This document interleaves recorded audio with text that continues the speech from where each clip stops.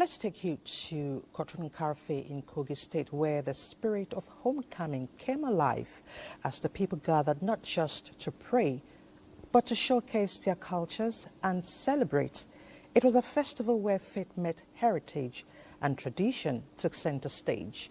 Jonathan Omajali brings us the sights and sounds of Eid in that town, where the people turned the ancient city into a living tapestry of joy, colors, and connection.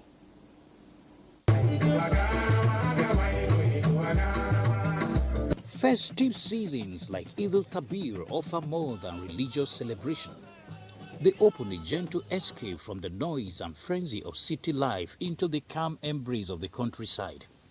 It is also a time when friendships are rekindled and memories come alive. For visitors, Koton-Karfe in Kogi local government area offers more than just seasonal joy. It also offers a touch of nature's beauty and a peep into ancient history. Nestled among the hills of the Igbo kingdom, for instance, is this cave that once sheltered warriors and villagers during ancient conflict. From the hilltop, the palace of the Ohimegegu, Dr. Saidu Akau Salihu comes to view. With the buzz of the Salah celebration, he makes his grand entrance into the palace where his subjects are way to pay homage and celebrate the moment.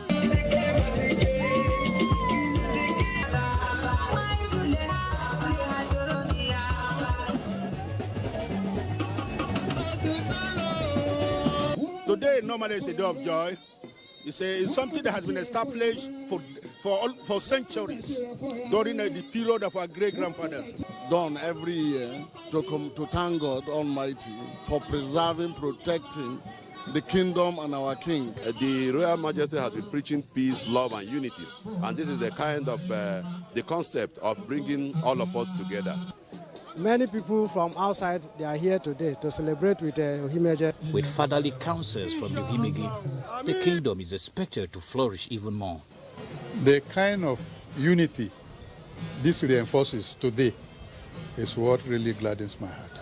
And for me, it's a signpost to greater things to come here. Since I came in here over a year ago, my efforts have been at peace building. And I can see that it's yielding result.